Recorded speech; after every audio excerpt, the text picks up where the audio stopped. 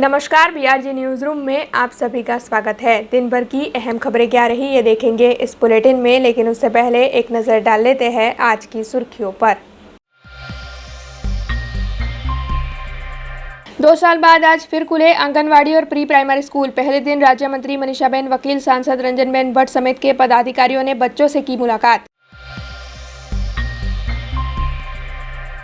शहर में बन रहे सबसे लंबे ब्रिज का निर्माण कार्य ग्रांट न मिलने की वजह से हुआ था स्थगित। सरकार की 100 करोड़ देने की घोषणा। 10वें खेल महाकुंभ का मुख्य कार्यक्रम हुआ अहमदाबाद में आयोजित। बीआरजी ग्रुप संचालित उर्मी स्कूल पर जिला कलेक्टर की अगुवाई में कार्यक्रम का लाइव प्रसारण किया गया आयोजित। आइए अब देखते हैं खबरें विस्तार से। कोरोना के कम होते आंकड़ों को देखते हुए राज्य सरकार की ओर से स्कूलों में ऑफलाइन पढ़ाई को धीरे धीरे शुरू करवाया गया, जिसके तहत राज्य सरकार ने ये घोषणा की थी कि आज से राज्य भर में आंगनवाड़ी और प्री प्राइमरी स्कूल खोले जाएंगे। उसी के तहत आज 2 साल के बाद पहले दिन आंगनवाड़ी और प्री प्राइमरी स्कूल में बच्चे उत्साह से जाते हुए नजर आए। वैसे वाघोड़िया इलाके में मौजूद आंगनवाड़ी में राज्य कक्षा के महिला और बाल विकास मंत्री मनीषाबेन वकील, सांसद रंजनबेन भट्ट समेत के पदाधिकारी मुलाकात लेने पहुंचे। बीते 2 सालों से कोरोना महामारी के चलते बच्चों की ऑनलाइन पढ़ाई शुरू करवा दी गई थी और बच्चों की ऑफलाइन पढ़ाई बंद हो गई थी। हालांकि धीरे धीरे जिस तरह कोरोना के आंकड़े कम हुए, सरकार की ओर से एक के बाद एक क्लासेस में ऑफलाइन पढ़ाई को शुरू करवाया गया, जिसके बाद राज्य सरकार ने ये ऐलान किया था कि 17 फरवरी से आंगनवाड़ी और प्री प्राइमरी स्कूल भी खोले जाएंगे। ऐसे में आज से प्री प्राइमरी और आंगनवाड़ी के बच्चों के लिए ऑफलाइन पढ़ाई शुरू हुई है, जिसके चलते वाघोड़िया इलाके में मौजूद आंगनवाड़ी पर सभी छात्र उत्साह से पहुंचे।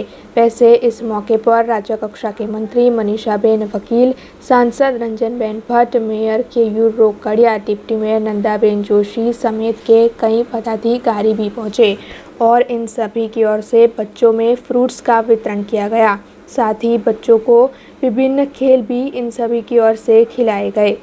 गुजरात सरकार द्वारा कुपोषण सामेनी लड़ाई माटे आंगणवाड़ीओनी शरूआत करवामां आवी हती। त्यारबाद क्रमशः कुपोषणनी साथे शिक्षा पण कुपोषण पण दूर थाय अने शिक्षा पण मळे ए दिशानी अंदर आंगणवाड़ीओनो आ अभिगम खूब बिरदावा योग्य छे। अने आजे 2 वर्ष कोरोनाना काळ पछी ज्यारे आंगणवाड़ीओनी शरूआत थई छे, तो आ बाळकोने प्रोत्साहित करवा माटे अने आंगणवाड़ीओ धमधमती थाय, बाळक कुपोषणनी सामे रक्षा पण मेळवे અને શિક્ષા પણ મેળવે, આ દિશાની અંદર માન્ય મંત્રીશ્રી, સાંસદ, ધારાસભ્યશ્રીઓ અને સૌ પદાધિકારીઓ આજે આંગણવાડીના બાળકોને પ્રોત્સાહિત કરવા માટે આવ્યા છે। લગભગ 23 મહિના પછી આપણે આંગણવાડીની શરૂઆત સમગ્ર ગુજરાત રાજ્યમાં કરી છે। એના ભાગરૂપે વડોદરા શહેરના આગેવાનો, પાર્ટીના મહામંત્રી શ્રી ભાર્ગવભાઈ, સાંસદ શ્રી રંજનબેન, મેયર શ્રી કેયુરભાઈ, બંને ધારાસભ્ય જીતુભાઈ અને યોગેશભાઈ પણ ઉપસ્થિત છે, વોર્ડના કાઉન્સિલર, સંગઠન બધા આજે અહીંયા આવ્યા છે કે જેથી કરીને બાળકોનું અમે સ્વાગત કરી શકીએ, એમને પ્રોત્સાહન આપે કે આંગણવાડી આવતા થાય। એમના માતા પિતાને પણ એક આહવાન કર્યું છે કે આપ આપના બાળકો હવે મોકલતા થાઓ અને સ્પેશિયલી એ જોવામાં આવ્યું છે કે જે SOP છે, કોવિડના પ્રોટોકોલ્સ છે, એ બરાબર પાલન થાય એની સાથે આંગણવાડીઓ ખોલવામાં આવી છે। સમગ્ર ગુજરાતમાં હરેક જગ્યાએ આજે આંગણવાડીના આવકારીએ છીએ અમે બાળકોને। આંગણવાડી ખુલ્યા પછી ખાસ એ ધ્યાન રાખવામાં આવશે કે જે સ્વાસ્થ્યને લગતી તકલીફો હોય કે કંઈક પણ પીડા એ લોકોના શરીરમાં થતી હોય તો એનું પ્રથમ સ્ક્રીનિંગ પણ કરી લેવામાં આવશે।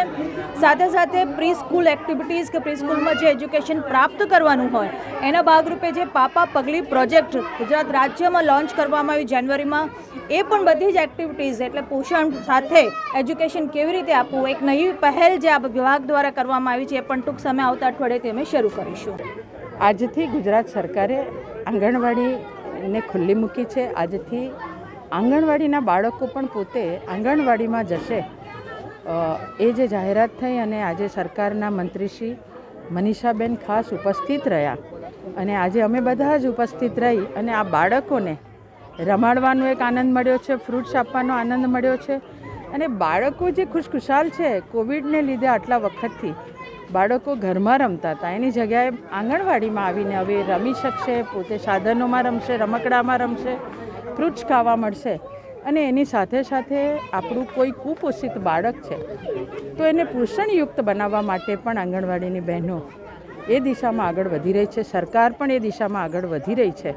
તો આજના દિવસે મારી આંગણવાડીની બહેનોને ખૂબ અભિનંદન આપું છું અને સાથે સાથે બાળકોના વાલીઓને પણ અભિનંદન આપું છું. તેઓ પોતે પણ બાળકોને લઈને ખૂબ ખુશીથી આજે આંગણવાડીમાં આવ્યા છે. बड़ौदा शहर में गेंडा सर्कल से मनीषा चौकड़ी तक सबसे लंबा ब्रिज तैयार करवाया जा रहा है। हालांकि बीते कई वक्त से इस ब्रिज का निर्माण कार्य चल रहा है और इस वक्त राज्य सरकार के आर्थिक व्यवहार की वजह से इस कार्य को स्थगित कर दिया गया। दरअसल आपको बता दें कि मुख्यमंत्री भूपेंद्र पटेल की अगुवाई में गांधीनगर में एक बैठक आयोजित हुई थी, जिसमें ये तय किया गया था कि इस ब्रिज के लिए ग्रांट स्वर्णिम की ग्रांट में से ली जाए। वैसे इस ब्रिज को तैयार करने के लिए 120 करोड़ रुपयों की ज़रूरत थी। ऐसे में आज राज्य सरकार ने ये घोषणा की कि 100 करोड़ रुपये इस ब्रिज के निर्माण के लिए दिए जाएंगे, जिसके बाद म्यूनिसिपल कमिश्नर शालिनी अग्रवाल, शहर के मेयर केयूर रोकड़िया समेत के पदाधिकारी इस ब्रिज का जायज़ा लेने पहुंचे। वहां पर उनकी ओर से ब्रिज के निर्माण कार्य की समीक्षा की गई और उसके बाद ज़रूरी मार्गदर्शन संबंधित अधिकारियों को दिए गए। अब इस ब्रिज का निर्माण कार्य जल्द ही शुरू करवाया जाएगा।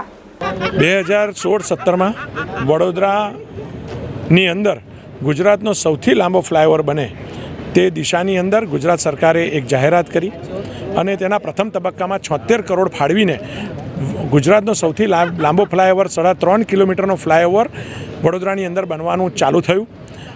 આ જ દિશાની અંદર કોર્પોરેશને આ કામને આગળ વધારતા 44 કરોડ જેટલી સ્વર્ણિમમાંથી ગ્રાન્ટ ફાળવીને આ બ્રિજનું કામ ચાલુ રાખ્યું હતું.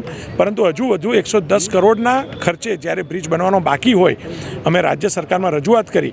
જો નાણાંના અભાવે આ બ્રિજને વધુ ડિલે થાય તેમ હતું, ત્યારે રાજ્ય સરકાર પાસે અમે માનનીય મુખ્યમંત્રીશ્રી જોડે, પ્રદેશના અધ્યક્ષ શ્રી સી આર પાટીલ સાહેબ જોડે, નાણામંત્રીશ્રી જોડે વડોદરા શહેરના તમામ નેતાઓ એક સાથે મળીને રજૂઆત કરવામાં આવી. અમારા પાલિકાના 5 પદાધિકારી સહિત રાજ્યના બંને મંત્રીશ્રીઓ, સાંસદ, ધારાસભ્યશ્રી, શહેર સંગઠન, પ્રદેશ સંગઠન એક સામૂહિક રીતે રજૂઆત કરતા રાજ્ય સરકારે પણ 100 કરોડ જેટલી ફાળવણી આ બ્રિજ માટે કરી આપવાનું નક્કી કર્યું. ક્રમશઃ તબક્કાવાળા 100 કરોડ બ્રિજ માટે વડોદરા મહાનગરપાલિકાને અપાશે, જેથી વડોદરાની જે સ્વર્ણિમની ગ્રાન્ટ પ્રાથમિક સુવિધા માટે રાજ્ય સરકાર દ્વારા આપવામાં આવે છે, એ ગ્રાન્ટ પણ લોકો માટે ઉપયોગ કરી શકાય. અને એના સિવાય જે શહેરીજનોને ટ્રાફિક જામની સમસ્યા હતી, ધૂળ અને ડસ્ટિંગની સમસ્યા હતી, રોડમાં ખાડા ટીકરાની સમસ્યા હતી, આ તમામ સમસ્યાઓનું વહેલી તકે નિવારણ મળી જાય. જે 4.5 વર્ષથી આ બ્રિજનું કામ ચાલતું હતું, એ ટૂંક 6-8 મહિનામાં પૂરું થાય, એ દિશાની અંદર વડોદરા મહાનગરપાલિકા કામ કરવા જઈ રહી છે. હવે રાજ્ય સરકારશ્રીએ 100 કરોડ રૂપિયા આ બ્રિજ માટે મંજૂર કર્યા છે, એટલે હવે ઝડપથી આ જો બ્રિજની કામગીરી છે એ પૂર્ણ કરવામાં આવશે. આજે જુદા જુદા વિભાગો, પોલીસ વિભાગ, કોર્પોરેશનના તમામ વિભાગો સાથે સંકલન કરવામાં આવ્યું છે અને વહેલેમાં વહેલી તકે આ કામગીરી પૂર્ણ થાય એમના માટેનું એક એક્શન પ્લાન પણ બનાવવામાં આવ્યું છે. હવે મોટા ભાગે સરકારે આપી દીધા છે, એટલે 100 કરોડ જેટલી માતબર રકમ આવવાની છે, એટલે મોટા ભાગે સરકારે પૈસા એમના બ્રિજના માટે આપી દીધા છે. એમાં વહેલી તકે પૂર્ણ કરવા માટે વડોદરા કોર્પોરેશન કટિબદ્ધ છે અને ઝડપથી આ કામગીરી પૂર્ણ કરવામાં આવશે. 110 કરોડનું છે એસ્ટિમેટ, આમાંથી 100 કરોડ સરકારે ઓલરેડી ફાળવી દેવા માટે મંજૂરી દર્શાવી છે, એટલે હવે 10 કરોડ જેટલું કોર્પોરેશન ભોગવી લેશે. शहर के सेवासी इलाके में संत शिरोमणि श्री रोहिदास बाबा की 645वीं जन्म जयंती के चलते विशेष कार्यक्रम आयोजित किया गया, जिसमें शहर के कई अग्रणियों की उपस्थिति रही। कल संत शिरोमणि श्री रोहिदास बाबा की 645वीं जन्म जयंती थी, जिसके चलते सेवासी इलाके में मौजूद संत रोहिदास मंदिर पर महाआरती, पुष्पांजलि और संत वाणी के कार्यक्रम को आयोजित किया गया था। इस कार्यक्रम के तहत सयाजीगंज विधानसभा के विधायक जितेंद्र सुखड़िया, शहर के अनुसूचित जाति मोर्चा के प्रमुख नरेश सोलंकी, सभी इलाकों के काउंसिलर, पूर्व काउंसिलर राजेश भाई आयरे और साथ ही वार्ड नंबर 9 के काउंसिलर श्रीरंग आयरे समेत कार्यकर बड़ी तादाद में उपस्थित रहे थे। वैसे महानुभावों के हाथों दीप प्रागट्य कर इस कार्यक्रम की शुरुआत करवाई गई और उसके बाद उपस्थित सभी अग्रणियों को शॉल ओढ़ाकर उनका सम्मान भी किया गया।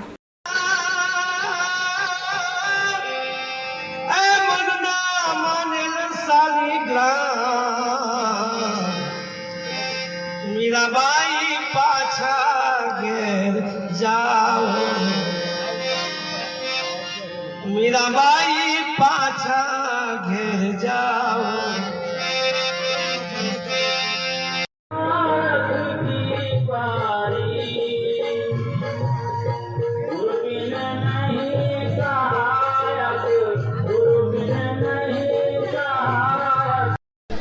રોહિદાસના જન્મદિવસ પ્રસંગે વડોદરા મહાનગરના ભારતીય જનતા પાર્ટીના અનુસૂચિત જાતિ મોરચા દ્વારા તથા લોકલ કાઉન્સિલરો, અમારા 4 કાઉન્સિલર છે આ વિસ્તારમાં, એના દ્વારા આજે સંતવાણીનો કાર્યક્રમ યોજવામાં આવ્યો છે.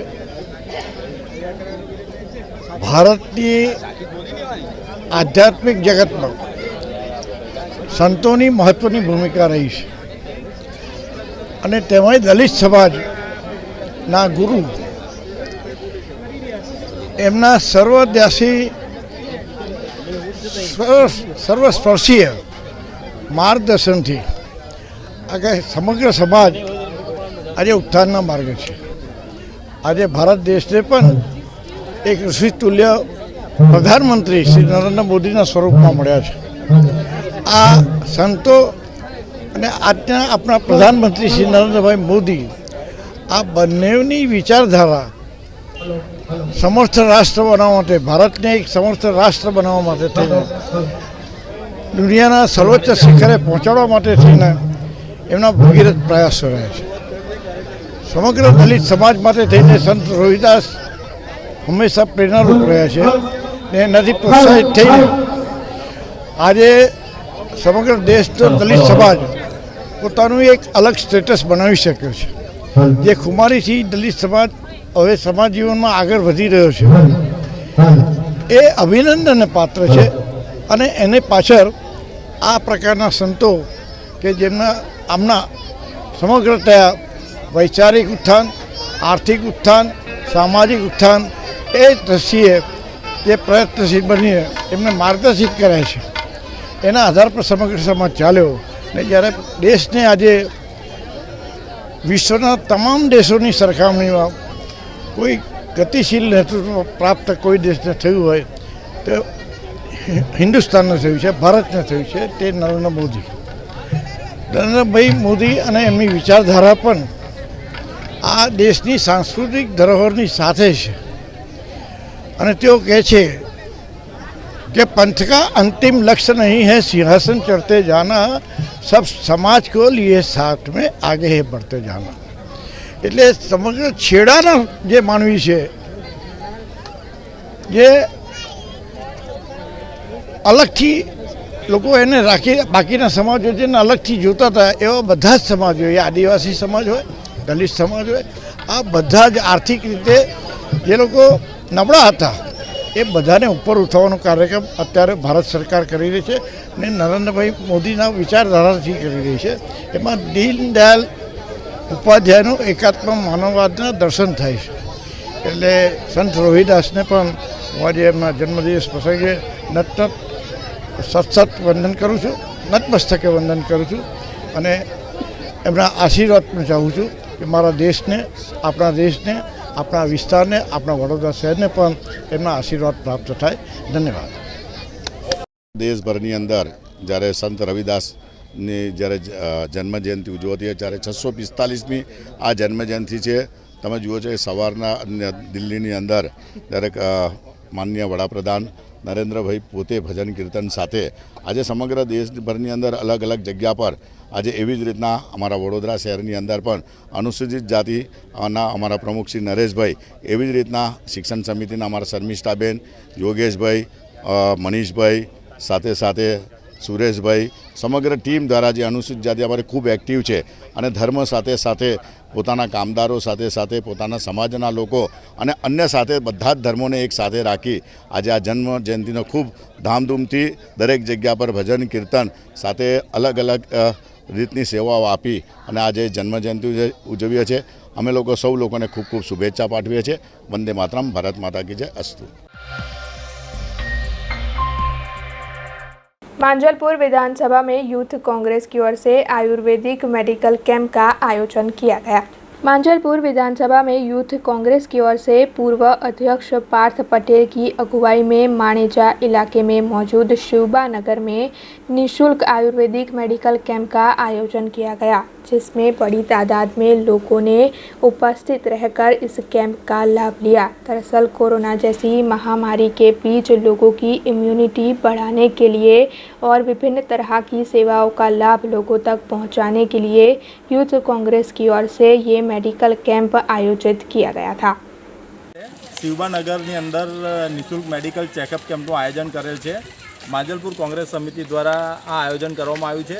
ખૂબ જ સરસ રીતે આ કેમ્પ થઈ રહ્યો છે। આપ જોઈ રહ્યા છો કે ઘણા લોકો આ સેવાનો લાભ લઈ રહ્યા છે। કેમ્પની અંદર જે સયાજીગંજ સરકારી આયુર્વેદિક દવાખાનું છે તેના ડૉક્ટર છાયાબેન વોરા દ્વારા ટ્રીટમેન્ટ કરવામાં આવે છે અને ઘણા લોકોએ આ સેવાનો લાભ લીધેલો છે અને આવા કાર્યક્રમ અવારનવાર માંજલપુર કોંગ્રેસ સમિતિ દ્વારા થયા કરશે।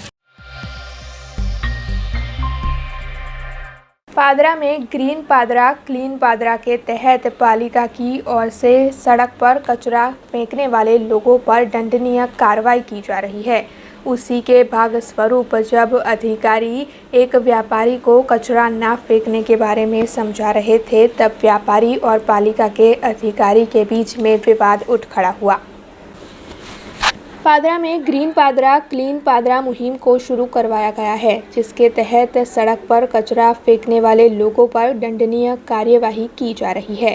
वैसे इसी मुहिम के भाग स्वरूप पालिका के सैनिटरी इंस्पेक्टर नीलेश कनौजिया और उनकी टीम की ओर से पादरा के बाजार में जायज़ा लिया जा रहा था। उसी दौरान एक व्यापारी ने अपनी दुकान के पास सड़क पर कचरा फेंका, जिसके चलते जब अधिकारी उस व्यापारी के पास पहुंचे तब व्यापारी और अधिकारी के बीच में विवाद हुआ। हालांकि इसके बाद पालिका के अधिकारी की ओर से उस व्यापारी से दंड भी वसूला गया। आज रोज पादरा नगરના મેન બજાર ખાતે સ્વચ્છતા અંગે બહાર જે ગંદકી કરતા ઇસમો સામે દંડ કરવા નીકળેલ નગરપાલિકાની ટીમ એમાં ઘણી જગ્યાએ રકઝક જોવા મળી છે, પરંતુ બધા 8 ઇસમો પાસે દંડ લીધો છે અને ફરીથી જાહેરમાં કચરો નહીં નાખવા એ લોકોને સમજૂત પણ કરાવેલ છે અને જો એ સમજવાની કોશિશ નહીં કરે તો આથી પણ આકરા પગલાં લેવાની અમે નગરપાલિકાની તૈયારી છે।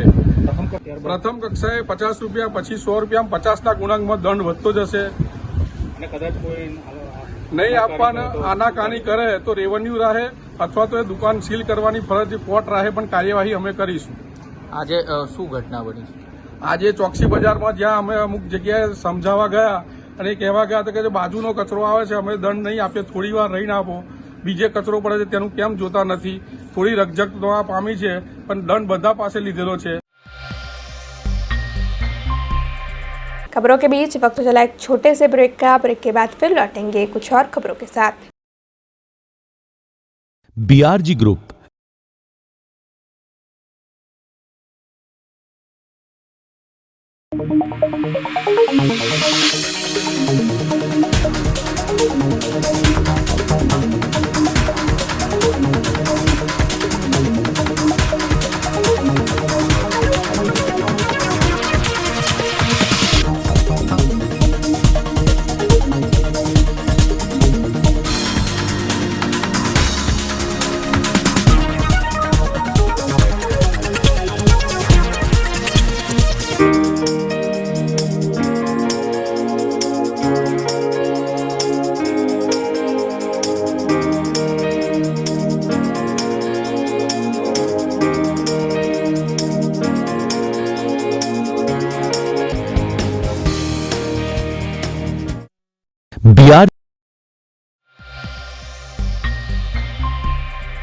ब्रेक के बाद बीआरजी न्यूज रूम में आप सभी का स्वागत है।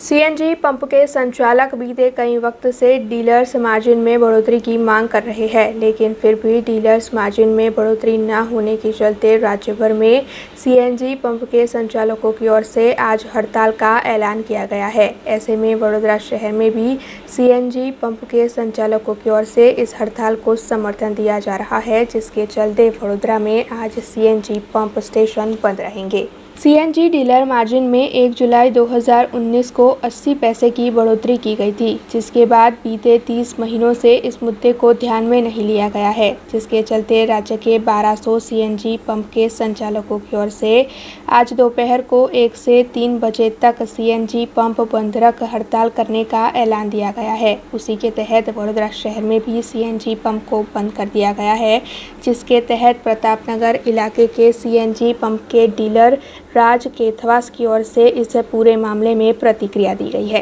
અમારો પેટ્રોલ પંપ પ્રતાપનગર વિસ્તારમાં આવેલો છે અને અંબિકા ફિલિંગ સ્ટેશન નામથી અમે પેટ્રોલ પંપ ધરાવીએ છીએ, સીએનજી પેટ્રોલ પંપ ધરાવીએ છીએ અને અમારા ફેડરેશને નક્કી કરેલું છે કે આજે 1 થી 3 હમણાં બંધ કરવાનો છે પેટ્રોલ સીએનજી પંપ, કારણ કે અમારું કમિશન વધ્યું નથી। 1.70 થી 2.5 કરવાના હતા। 30 મહિનાથી નિર્ણય આવી ગયેલો છે પણ અમલમાં લાયા નથી। હજી ઓઇલ કંપનીઓને જણાવેલું જ છે આ બાબતે અને વહેલેસર એ લોકોએ લાવવું જોઈએ નિર્ણયમાં, નહીં તો અમે કડક પગલાં આગળ બી લઈશું। જે અમારે આ ફેડરેશન નક્કી કરશે એક પગલાં અમે લઈશું જ, કારણ કે અમને બી આજે પેટ્રોલનું બી તમે ગણી લો, સીએનજીનું ગણી લો, પેટ્રોલનું ગણી લો, ડબલ ભાવ થઈ ગયો છે પહેલાં કરતાં, પણ કમિશન અમારું એનું એ જ છે જે પહેલાં હતું। તો પછી અમે બી થોડી ઘણી માંગ કરીએ, કસ્ટમરને તકલીફ પડશે એ બદલ અમે છે, બટ અમને બી કરવું પડે એવું છે એટલે કરીએ છીએ। वडोदरा महानगर पालिका की ओर से दमकल विभाग का बीते कई सालों से कोई ध्यान नहीं रखा जा रहा है। दरअसल दमकल विभाग में कई जगहें खाली है, 129 जितनी जगह है दमकल विभाग में कई सालों से खाली है, लेकिन फिर भी पालिका की ओर से इन खाली जगहों के लिए भर्ती प्रक्रिया आयोजित नहीं की जाती है और न ही इन जगहों के लिए किसी की भर्ती की जाती है। ऐसे में अब इस मामले में पालिका पर कई सवाल उठ खड़े हो रहे हैं। वडोदरा महानगर पालिका संचालित दमकल विभाग में फायर स्टाफ और ऑफिस स्टाफ ऐसे मिलकर 401 जगहें है, जिसके चलते 272 जगहें तो भरी हुई है, लेकिन 129 जगहें अब भी खाली है। वैसे फिर भी कई सालों से इन 129 जगहों के लिए किसी की भी भर्ती नहीं की गई है, जिसके चलते पालिका पर सवाल उठ रहे हैं।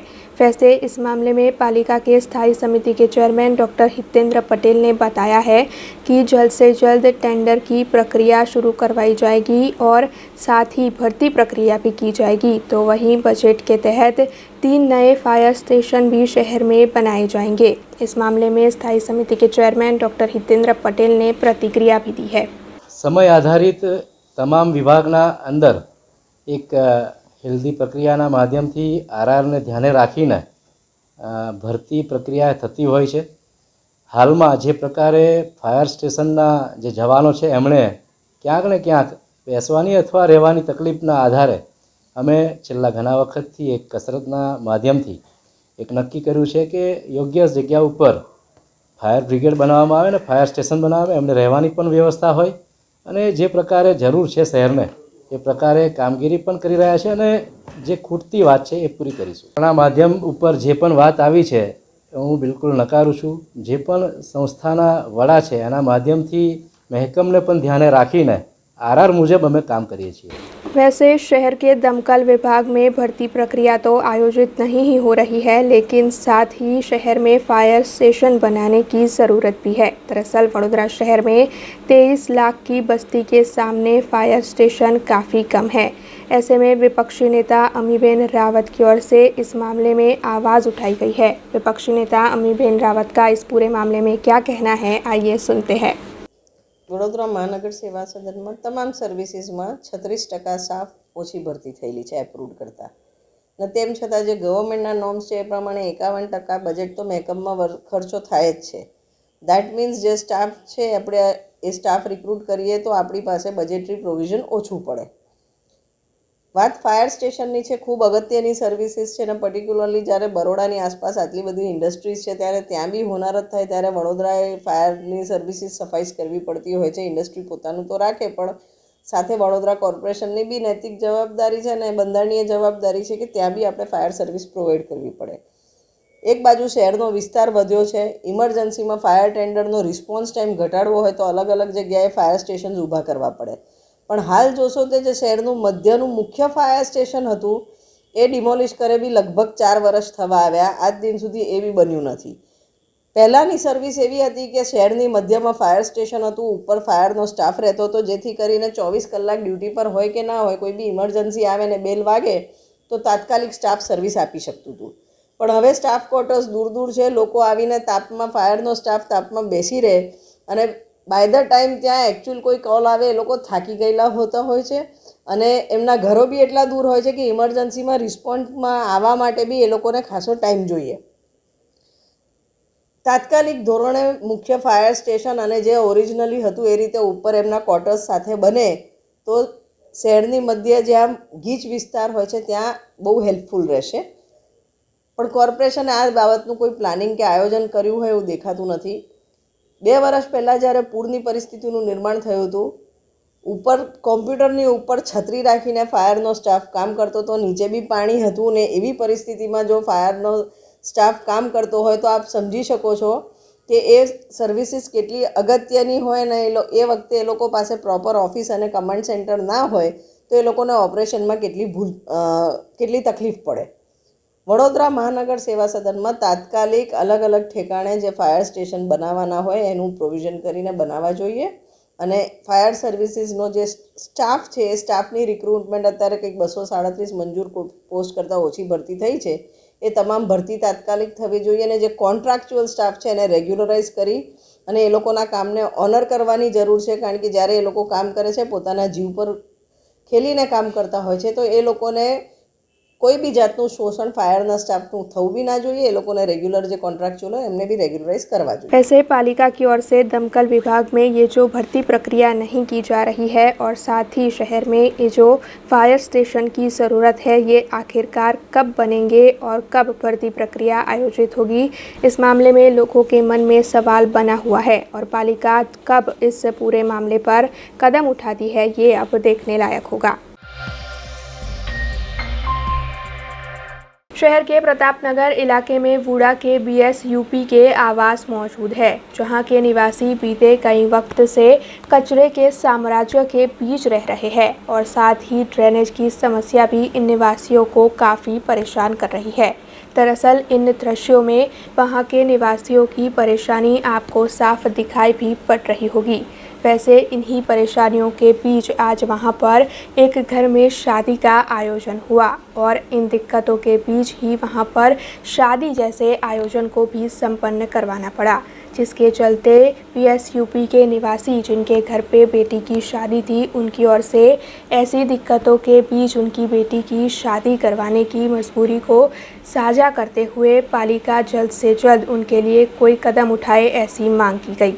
હું પ્રતાપનગરમાં છેલ્લા 2011થી રહું છું. અમારા કલ્યાણનગરની અંદર જે મકાન આપ્યા હતા ને ત્યાંથી તોડીને અહીંયા આગળ આપ્યા છે અને જ્યારથી અહીં રહીએ છીએ ત્યારથી જ આ પ્રોબ્લેમ છે. હાલાકી કોર્પોરેશને માણસો ફાળવેલા છે, અહીંયા આગળ કામગીરી બી કરે જ છે, પણ એ લોકો ઝાડુ વાળું મારીને જતા રહે છે. પણ જે મેન જે પ્રોબ્લેમ ગટરનો છે ને એ ગટરનો પ્રોબ્લેમ હજુ સુધી સોલ્વ થતો નથી. કારણ કે આની જે લાઇન છે ડ્રેનેજ લાઇન એ કાંસની અંદર જોઈન્ટ કરેલી છે. હાલાકી એને ગટરમાં જોઈન્ટ કરેલી હોય તો પાણી નીકળી જાય, તો એનો પ્રોબ્લેમ કોઈ સોલ્વ કરવા તૈયાર છે જ નહીં અત્યારે. અને પ્રસંગ છે, આવા પ્રસંગો દરરોજ હોય છે અહીંયા આગળ. નાના મોટા પ્રસંગો થયા જ કરે છે અને પ્રોબ્લેમ આ વેઠવો જ પડે છે અમને. પરંતુ જ્યારે પણ અમે લોકો કંઈ કમ્પ્લેન કરીએ છીએ કે કંઈ કોર્પોરેશનમાં ફોન કરીએ છીએ એ લોકો માણસો 2-3 જણને મોકલી દે છે સળિયા લઈને અને ખાલી સાફ કરીને જતા રહે છે. પણ જે મેન પ્રોબ્લેમ છે હજુ સુધી સોલ્વ આવતો જ નથી. તો પ્લીઝ અમારી રિક્વેસ્ટ છે કે આનું કંઈ સોલ્યુશન લાવે તો આ અમારે ત્રાહિત થઈ રહ્યા છે, એનાથી અમને છુટકારો મળે. દુઃખ તો એટલું થાય કે સાહેબ આ પસંદ લીધું છે, અમે મહેમાનોને કઈ રીતના બોલાવવાના ને અમારા ઘરની પોઝિશન એવી છે કે કોઈને હું કાજ લીધું હોય તો આ કઈ રીતના બેસવાનું. આ કિચન જો ગટરો ઉભરાય ને પાણી તો દુનિયાભરનું અમારા આંગણોમાં ફરે, પાણી ગટરો ઉભરાય એટલે કોઈ પસંદમાં બેહાડવાનું કઈ રીતના અમારે તો ઝુંપડપટ્ટી હતી તો લાગદાર જે ચોખ્ખાઈ તો રહેતી હતી ને. આ તો મારું નામ લીલાબેન મોરે છે અને અમે ઉડાના મકાનમાં રહીએ છીએ અને એટલી તકલીફ છે કે પાણીની તકલીફ છે. સંડાસ બાથરૂમનું પાણી રોજ નીકળે છે, સંડાસની વાસ આવે છે, છોકરા બીમાર થઈ જાય, બહાર નીકળવો તો નીકળી શકતા નથી અમે. અને અમારા ઘરે કોઈ આવી નહીં શકતું. અને આજે પસંદ લીધું છે, તમે આ વિડીયોમાં જોઈ લેશો કે તમને કેટલું માહિતી આવશે. આવું કાયમ હોય તો અમારે કેવી રીતના વેઠવાનું? અમે મારા ઘરવાળા મંદિરના પૂજારી છે, તો લોકો મંદિરના પૂજારીને બોલે છે કે તમે લોકો કશું કરતા નથી. તો શું કરીએ? કોર્પોરેટરવાળા જ્યારે મત જોઈએ છે ત્યારે આવી જાય છે, અને જ્યારે જરૂર હોય છે ત્યારે કોઈ દેખાતો નહીં, બગલ અદ્ધર કરી દે છે કે અમે નહીં, તમારા એરિયાના કોર્પોરેટર બીજા ભાઈ છે, તો અમારે કોને શોધવા જવાનું? કોઈ સીધો જવાબ આપતું નથી અમને. એટલે તમે અમારી આ સોલ્યુશન તમે દૂર કરો તો બસ અમારી એક જ માંગ છે હવે. હા, અને અમારા પ્રસંગ છે, આજે પ્રસંગ કઈ હાલતમાં થઈ રહ્યું છે એ તમે જુઓ છો કે આવી ગંદકીમાં કોઈ આવવા તૈયાર નથી અમારા ઘરે. મહેમાન આવેલા પાછા વળી જાય કે તમારે ત્યાં શું આવવાનું? એટલી વાસ આવે છે, ગેટમાં એવું છે અને અંદર એવું છે. શું કરીશું તો પછી? એટલે આ બધું તમારે ચોખ્ખું કરાવીને સાફ સફાઈ કરાવો, બસ એ તમારો આભાર.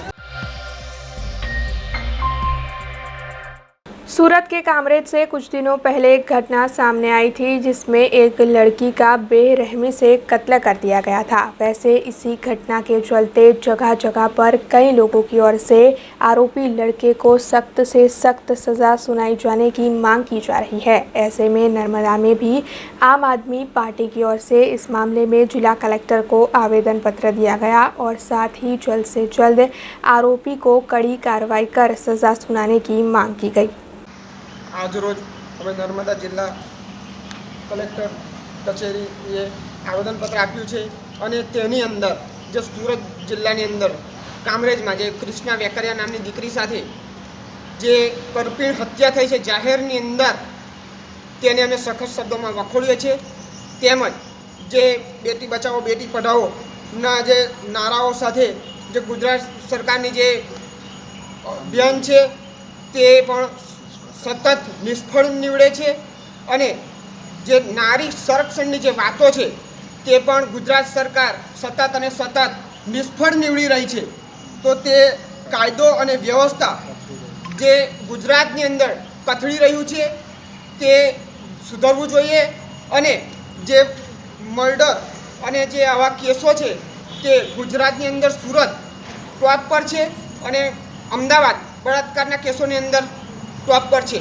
તો આવી જે જાહેરની અંદર હત્યાઓ અને આ બધું થઈ રહ્યું છે તેને ગુજરાત સરકાર સુધારા પર લાવે અને જે આ ગુનેગારો છે એને સખતમાં સખત સજા કરે એવી અને આવા વ્યક્તિનો દાખલો બેસાડે એવું આમ આદમી પાર્ટી તરફથી નર્મદા જિલ્લાની પૂરી ટીમ તરફથી અમારી માગણી છે.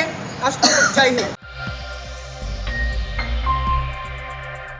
करजन के मुख्य बाजार में कई अवैध अतिक्रमण खड़े किए गए थे, जिसके चलते नगर पालिका की ओर से आज अतिक्रमण शाखा की टीम और पुलिस के अधिकारियों की उपस्थिति में इन अवैध अतिक्रमणों को दूर करवाया गया। करजन नगर पालिका की ओर से धावट चौकड़ी से लेकर पुराने बाजार के मुख्य मार्ग पर जो अवैध अतिक्रमण खड़े किए गए थे उन्हें दूर करवाने का कार्य आज किया गया। दरअसल सुबह से ही पुलिस के काफिले और अतिक्रमण शाखा की टीम के साथ पालिका के अधिकारी पहुंचे और उनकी ओर से वहां पर कई अवैध अतिक्रमणों को दूर करवाया गया। हालांकि वहां के व्यापारियों की ओर से इस मामले में रोष जताया गया और उन्होंने ये भी कहा कि उनकी ओर से नगर पालिका को किराया मुहैया करवाया गया है, फिर भी नगर पालिका ने उनकी इन दुकानों को दूर करवा दिया है। जबकि दूसरी ओर कांग्रेस तालुका प्रमुख पिंटू पटेल की ओर से भी ये जो अतिक्रमण हटाए गए उसके सामने विरोध प्रदर्शित किया गया। हालांकि नगर पालिका की ओर से आज इस इलाके से 350 जितने अवैध अतिक्रमण दूर करने की कामगिरी को पूरा किया गया। ચા પાણી કશું નહીં ને આ દુકાનો પાછા પડ્યા છે. અમે એક ટાઈમ જમતા પણ નહીં ને દુકાનો ચલાવીએ છીએ અમે તો અહીંયા. હા, તો 20 રૂપિયા રોજની પાસ ફાળે છે નગરપાલિકા, તો પણ આટલું હેરાન ગતિ અમને કરે. એક કેબિનના 20 રૂપિયા અને મોટી કેબિનના 60 રૂપિયા. 60 રૂપિયા બોલો, હવે એમાં તો ધંધો છે નહીં. ને મોટા કેબિનો વાળાને કશું નહીં કરે, ખાલી આ નાના ઝૂંપડા વાળાને હેરાન કરે છે. જ્યારે કે એમને જ લોન આપેલી છે, આ ભરીશું કેવી રીતના? હવે અમે લોકો 10,000 20,000 લોન આપે છે સરકાર ધંધા માટે, એ હવે ભરીશું કેવી રીતે? મોદી સાહેબને જણાવવાનું કે આ ગરીબો માટે તમે આટલું કરો છો.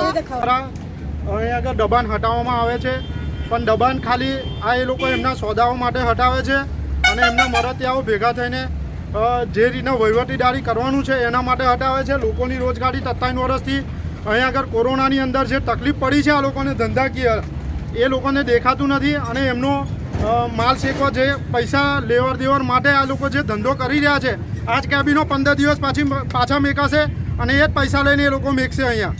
અને 15 દિવસની અંદર આ કેબિનો ના મેકાય તો પાછું અમે અહીંયા આગળ આવીને બતાવીશું તમને વિડીયોગ્રાફીથી. અને આ જે કરે છે નગરપાલિકાને ખાલી આ જ રોડ દેખાય છે એકલો. નવા બજારની અંદર નહીં દેખાતું. જૂના બજારની અંદર આ લોકો જે 27 વર્ષથી ધંધા બંધ હતા આ લોકોના ધંધા ચાલુ અત્યારે થયા છે અને એ પણ આ લોકો હટાવવા માટે આવી ગયા છે. આ જોઈ રહ્યા છો તમે જે છે આગળ પાછળ આ બાજુની સાઈડે બજારની અંદર તમે નવા બજાર જઈને જુઓ છો. આ નગરપાલિકાના કોર્પોરેટર ખાલી પૈસા ઉઘરાવવાનું જ કામ કરે છે અત્યારે. સૌ પ્રથમ અત્યારે નગરપાલિકા વિસ્તારમાં જે જાહેર રસ્તાઓ ઉપરના જે હંગામી દબાણો છે તે દૂર કરવાની કાર્યવાહી અત્યારે આજરોજ શરૂ કરી છે. જ્યાં સુધી દબાણ જે લોકો દબાણ કરેલા છે એ દબાણોની દૂર ન થાય ત્યાં સુધી જાહેર રસ્તાના તમામ દબાણો દૂર કરવામાં આવશે. સર, કોમર્શિયલ લોકોને પણ નોટિસ આપવામાં આવી છે? હા, એ પણ એ બીજા તબક્કામાં એ પણ કામગીરી કરવામાં આવનાર છે. આજરોજ આપણે જે જણાવ્યું હતું કે ભાઈ અહીંયા સોમનાથ મહાદેવથી લઈને ટાવર ચોકડી સુધી ટાવર ચોકડીમાં એ મારે તુજારોમાં પણ આવી જાય. હા, એ પણ દૂર કરવામાં આવશે સ્ટેપ બાય સ્ટેપ. સૌથી પહેલાં જાહેર રસ્તાના મેઇન આજુબાજુના. સર, જે માલે તુજારોને જે નોટિસ આપવામાં આવી તે લોકોએ કીધું કે નગરપાલિકાના સત્તાધારી પક્ષના અને વિરોધ પક્ષના લોકોએ 2 લાખ રૂપિયા માંગ્યા. શું કહેશો આપ? એ વસ્તુ સત્યથી વેગળી છે. એ વસ્તુ બિલકુલ ખોટી છે. હું મારું મત અમારા કર્મચારી લેવલે વસ્તુ આવી પણ સાહેબ, અગાઉ પણ આવી રીતે રોડ પરના દબાણો દૂર થયા હતા, પાછા બીજા દિવસે યથાવત થઈ ગયા હતા. જેવી રીતે કરજણ શાક માર્કેટ પાસે નગરપાલિકા સમયાંતરે જેમ જેમ દબાણોનું વધે છે તેમ કામગીરી કરે. સ્ટાફ ઓછો હોવા છતાં પણ બીજી અન્ય કામગીરીમાં રોકાયેલા હોય છે અમે બધા. તેમ છતાં અમે સમયાંતરે દબાણો દૂર કરીએ. અમને જે જગ્યા વાપરવા માટે આપશે એના માટે નગરપાલિકામાં અમે રજૂઆત કરીશું કે ભાઈ વહીવટી બોડી સાથે કે આ લોકોને પણ કોઈ પણ જગ્યા વ્યવસ્થિત આપો કે જેથી પોતાનું રોજગાર કરી શકે. પરંતુ આ જનરલી મોટા ભાગે એમના કેબિનો કરતાં તકલીફ વધારે, કેબિનો કરતાં વધારે રોકાણ આગળ અડારા પતરાના વાસના કરે છે એટલે વધારે અડારાને કેમ દૂર ના કરો? ચાલુ છે બધું જાતે સ્વેચ્છાએ. રાતના આજે સ્વેચ્છાએ અમને એટલો બધો સહકાર મળ્યો છે કેબિન ધારકો પાસે કે તેઓ જાતે જ રાતના આખી રાતથી લોકો કામ કરે છે અને જે લોકો નથી હટાવ્યા એ નગરપાલિકા અત્યારે. खबरों का सिलसिला खत्म करने से पहले आइए नजर डाल लेते हैं आज की कुछ खास खबरों पर। 2 साल बाद आज फिर खुले आंगनवाड़ी और प्री प्राइमरी स्कूल। पहले दिन राज्य मंत्री मनीषाबेन वकील, सांसद रंजनबेन भट्ट समेत के पदाधिकारियों ने बच्चों से की मुलाकात। शहर में बन रहे सबसे लंबे ब्रिज का निर्माण कार्य ग्रांट न मिलने की वजह से हुआ था स्थगित। सरकार की 100 करोड़ देने की घोषणा। 10वें खेल महाकुंभ का मुख्य कार्यक्रम हुआ अहमदाबाद में आयोजित। बीआरजी ग्रुप संचालित उर्मी स्कूल पर जिला कलेक्टर की अगुवाई में कार्यक्रम का लाइव प्रसारण किया गया आयोजित। देश, दुनिया और शहर से जुड़ी कुछ और खबरें लेकर कल फिर लौटेंगे। तब तक दीजिए बीआरजी टीम को इजाजत। धन्यवाद। अब खबरों से लगातार अपडेट रहना हुआ आसान। बीआरजी न्यूज आपके मोबाइल स्क्रीन पर। आज ही बीआरजी न्यूज की mobile app Google play store और ऐप स्टोर से डाउनलोड करें और खबरों से लगातार जुड़े रहें।